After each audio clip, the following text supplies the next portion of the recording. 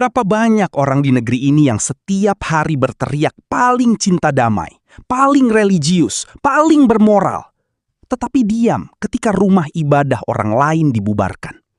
Berapa banyak yang lantang bicara toleransi di seminar-seminar mewah, tetapi ketika ada jemaat kecil berkumpul untuk doa di sebuah rumah, mereka justru ikut menekan dan menolak. Dan inilah ironi terbesar Indonesia hari ini. Kita hidup di negara yang hafal slogan keberagaman, tetapi sering gagal mempraktikkan kemanusiaan paling dasar. Membiarkan orang lain beribadah dengan tenang. Video ini bukan sekadar kesaksian. Ini tamparan keras untuk kemunafikan sosial yang selama ini ditutupi dengan pidato manis tentang persatuan. Sebuah kesaksian, seorang saudaraku yang akan memberkati kita. Seorang yang akan menjelaskan buat kita bagaimana kita tidak boleh diam. Kita harus berani bersuara. Kita sangat hormat inilah Pak Permadi Arya atau Abu Janda. Welcome, welcome, selamat datang. Puji Tuhan. Salam. Izin ya Pak Gem. Izin.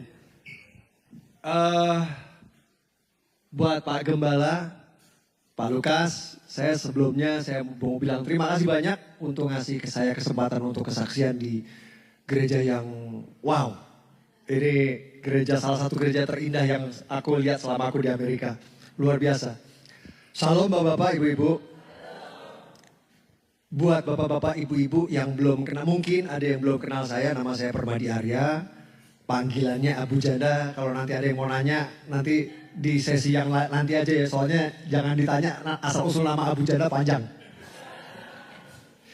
Jadi saya ini adalah seorang influencer di sosial media yang cukup punya pengaruh di tanah air, di kampung halaman. Jadi Pak Gem izin, saya itu kalau posting video yang nontonnya tuh 2 juta, 3 juta, 5 juta. Maaf bukan nyombong ya Pak Gem ya. Kalau Pak Gembala itu khotbah di depan 1000 jemaat, saya khotbah di depan 2 juta jemaat. Maaf Pak Gem, izin. Selama 3 tahun ini Pak Gem, yang saya suarakan cuma satu. Jadi Bu, saya nggak pernah bahas politik saya. Saya nggak pernah bahas MBG, Fufu Fafa, ijazah palsu nggak. Yang saya bahas cuma satu Pak Gem. Yang saya suarakan adalah kasus intoleransi yang memberikan pelayanan kepada jemaat Kristen, jemaat umat Kristen yang mengalami persekusi, yang ditolak gerejanya, yang dibubarin ibadahnya. Kenapa saya harus melakukan itu selama 3 tahun ini? Jadi mungkin bapak-bapak, ibu-ibu ada yang kurang update mungkin sama situasi di tanah air.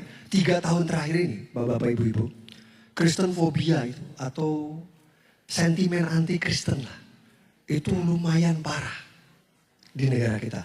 Tidak di semua wilayah, of course, Pak Gem. Wilayah tengah, wilayah timur lumayan kondusif. Banyak kasus intoleransi itu terjadi di waktu Indonesia bagian barat, di WIB. Jawa Barat, Banten, Lampung, Sumatera Barat, Riau, Sumatera Utara, sama yang paling ujung saya nggak sebut namanya loh, kalau udah no comment lah gitu kan. Jadi mungkin nih umat Islam di provinsi-provinsi ini mungkin memang lebih keras, lebih fanatik dan lebih keras, gitu. Mungkin bapak-bapak, ibu-ibu itu kalau ingat setahun yang lalu belum lama itu ada kasus yang lumayan viral itu, yang terjadi. Jadi anak-anak lagi retret Bu, anak-anak lagi retret minggu pagi mereka nyanyi-nyanyi retret. Datang masa, dia hancurin tempatnya Bu. Itu ada salib diturunin, salibnya dijadiin godam Bu. Kuprak-kuprak.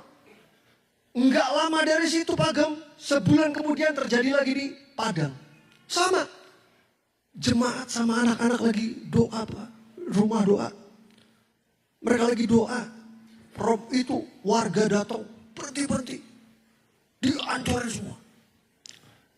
Nah itu yang satu di Jabar, satu lagi di Sumbar. Saya nggak tahu nih yang ada barbarnya ini. Saya juga aneh gitu, yang ada barbarnya kok banyak orang barbar gitu. Jadi Sebulan sekali. Pak Gem, pasti ada 3 tahun terakhir ini. Sebulan sekali pasti ada kasus. Ya itu saya bilang, entah. Karena kan kebutuhan untuk ibadah minggu ini kan sesuatu yang sangat, ya biasanya dimulai misalnya satu komplek nih. Di komplek ini ada 5 kepala keluarga orang Kristen. Mungkin kan merasa, kita udah waktunya kita ibadah minggu nih. Biar gak usah travel jauh-jauh kan, di komplek aja. Akhirnya ngumpullah mereka di rumah pendetanya kan. Ketika mereka ngumpul di rumah pendetanya, nyanyi-nyanyi, enggak. Masih warga komplek. Digeruduk warga, berhenti. Gak boleh nyanyi-nyanyi ini, izinnya mana? Mereka selalu pakai istilah izin. Terus, apa lagi? Ibadah, gak boleh ibadah di sini, ibadah di gereja katanya. Atau banyak kasus juga misalnya ada jemaat, terus mereka udah kumpulin uang ya, ibu bapak. Terus mereka hanya beli 1 tanah kan. Wah punya cita-cita kan. Udah dapat ngumpulin uang, beli tanah, udah lagi ngurus izin. Tiba-tiba warga dengar mereka mau bangun gereja, pasang spanduk gede-gede. Warga di sini menolak ada gereja di daerah ini. Bayangin Pak, setiap bulan ada 1 kasus. Udah 3 tahun. Jadi izin bapak-bapak, ibu-ibu, aku pengen bilang, you don't know how blessed you are. Bapak-bapak, ibu-ibu gak tahu betapa diberkatinya kalian nih. Punya gereja yang bagus. Punya Pak Gembala yang ganteng. Ngalahin Ari Wibowo gantengnya. Banyak saudara-saudara kita di tanah air yang belum seberuntung kalian. Mau ibadah minggu susah. Mau ibadah minggu diusir-usir. Saya itu Pak Gem, di tanah air saya tuh whistleblower istilahnya. Whistleblower itu orang yang pertama kali memviralkan lah. Jadi orang umat Kristen di Indonesia tuh kayak udah tahu Pak Gem. Jadi kalau ibadah diganggu, aduinnya ke Bang Permadi. Jadi saya selalu terima yang pertama. Misal kejadian siang, saya di DM malam. Jadi siang kejadian, malam saya udah dapat videonya. Saya yang pertama itu yang namanya istilah whistleblower. Saya posting videonya, biasanya saya sertai dengan sayanya ikut ngomong kan. Kejadian ini mana nih Pak? Saya tuh kesel, saya selalu kelihatan kesel kalau lagi. Gimana gak kesel Bu? Maaf ini kalau menurut saya ini primitif sekali ya. Sangat, kalau orang Amerika bilang apa? Savage Pak. Sangat tidak berperkemanusiaan. Orang mau doa kok Bu. Doa aja sampai gak boleh. Tapi lucunya Bu, saya lagi kesel nih. Saya kan kesel kalau begini juga. Itu teman-teman umat Kristen tuh komen, sabar Pak Ustadz. Itu memang jalan penderitaan kami umat Kristen. Saya pikir ini orang Kristen yang harusnya kesel malah saya yang disuruh sabar. Piye kalau kata mau Surabaya piye ini. Terus itu kan kalau saya setiap ada kasus tuh, itu video pasti viral Bu. Yang nonton pasti jutaan. Komentarnya Pak Gembala itu bisa belasan ribu komentar. Bisa puluhan ribu komentar. Ya bayangin aja kalau view-nya jutaan, komentarnya juga pasti kan beribu-ribu kan. Saya suka pengen tahu kan, saya baca tuh apa sih unek-unek umat Kristen tuh kan. Saya baca gitu kan. Itu selalu izinnya Pak Gem, selalu ada 3 ayat keluar. 3 ayat itu selalu keluar. Saya sampai sebut itu ayat-ayat sabar saya bilang. Karena ayat ini selalu dipakai untuk ngingetin saya. Ini Pak Ustadz, sabar nih ayat. Izin ya Pak Ustadz, Pak Gem ya.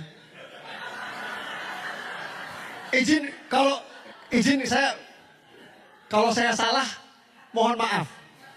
Maklum, nubi. Jadi yang 3 ayat yang selalu keluar itu 1, Yohanes 15:18. Jika dunia membencimu, ingat. Dia sudah dulu membenci aku. Keluar lagi tuh. Lukas 23:34. Bapak ampunilah mereka tidak tahu apa yang mereka lakukan.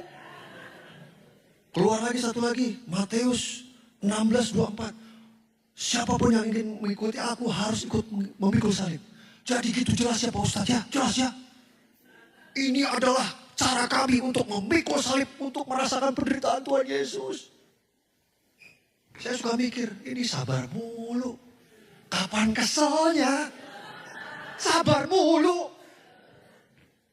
Tapi Pak Gembala, ibu-ibu, bapak-bapak, dengan begitu banyaknya kasus intoleransi, dengan begitu banyaknya umat Kristen ditindas, dizolimi, dianiaya, sampai sekarang belum ada konflik, Pak. Itu karena kalian umat Kristen penuh cinta kasih. Jadi tepuk tangan dulu yang meriah buat kalian.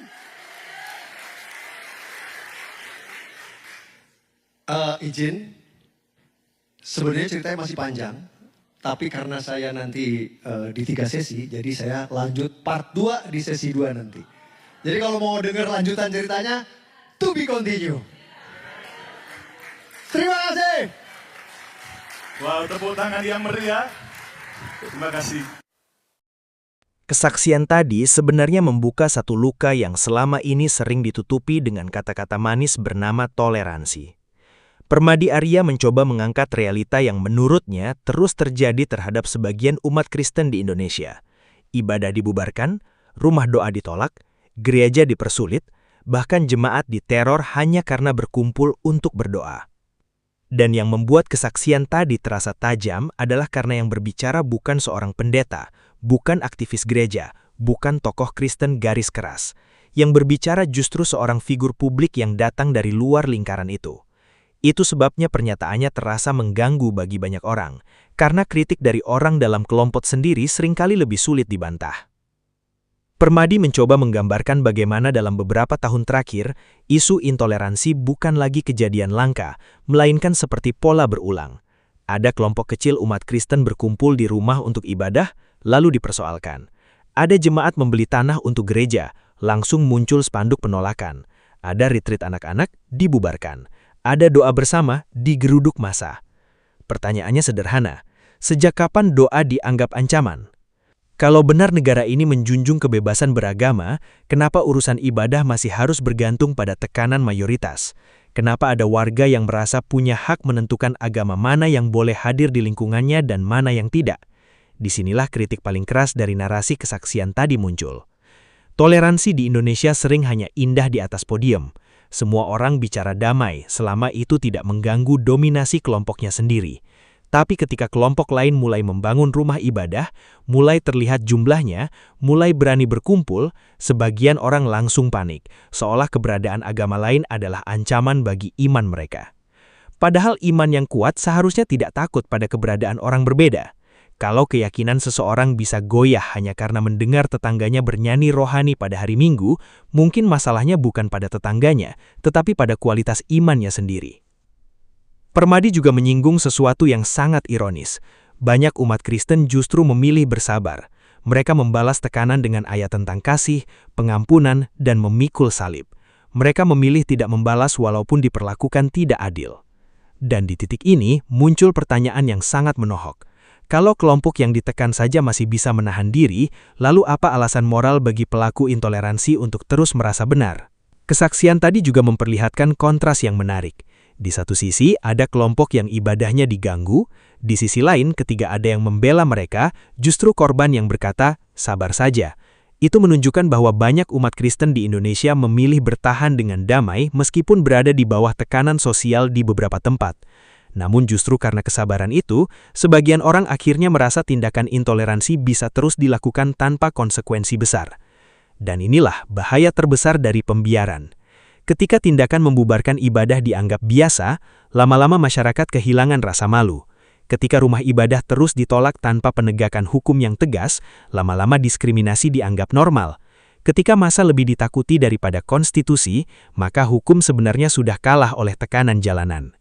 Kesaksian tadi keras karena mencoba menampar kemunafikan sosial itu. Banyak orang senang berbicara soal persatuan saat kamera menyala. Tapi ketika tetangganya berbeda keyakinan ingin beribadah, mereka berubah menjadi penjaga wilayah yang merasa paling berhak menentukan siapa yang boleh berdoa. Padahal konstitusi tidak pernah mengatakan bahwa hak beribadah hanya berlaku bagi agama mayoritas di suatu daerah. Yang menarik lagi, Permadi menyebut dirinya sebagai whistleblower, orang pertama yang memviralkan kasus-kasus seperti ini. Itu menunjukkan bahwa di era media sosial, kekuatan publik tidak lagi hanya ada di tangan media besar atau pejabat. Satu video bisa membuka wajah asli intoleransi yang selama ini disembunyikan. Dan mungkin itulah sebabnya banyak pihak tidak nyaman. Karena kamera tidak bisa dibohongi terlalu lama. Ketika video menunjukkan sekelompok orang membubarkan doa bersama, publik melihat sendiri siapa yang datang membawa ancaman dan siapa yang hanya sedang beribadah. Ketika anak-anak retreat diteriaki dan simbol agama dirusak, narasi "kami paling toleran" mulai terdengar kosong. Kesaksian tadi memang emosional, tetapi emosi itu lahir dari kegelisahan terhadap sesuatu yang nyata. Bagaimana mungkin di negara yang mengaku berPancasila, masih ada warga yang harus takut hanya untuk beribadah? Dan lebih menyedihkan lagi, sebagian pelaku merasa tindakannya sedang membela agama. Padahal agama yang sejati tidak membutuhkan intimidasi untuk bertahan hidup. Kebenaran tidak perlu dijaga dengan membungkam doa orang lain. Ingat, negara ini tidak akan hancur karena perbedaan agama. Negara ini justru hancur ketika ada kelompok yang merasa paling berhak menentukan siapa yang boleh beribadah dan siapa yang tidak. Permadi Arya sedang mengatakan sesuatu yang banyak orang takut ucapkan. Intoleransi itu nyata, dan diam terhadap ketidakadilan bukanlah netralitas, tetapi bentuk pembiaran. Kalau rumah ibadah terus ditolak, kalau doa terus dibubarkan, kalau minoritas terus ditekan lalu mayoritas memilih diam, maka yang sedang rusak bukan hanya toleransi, tetapi nurani bangsa. Indonesia tidak kekurangan orang religius, Indonesia kekurangan orang yang benar-benar manusia.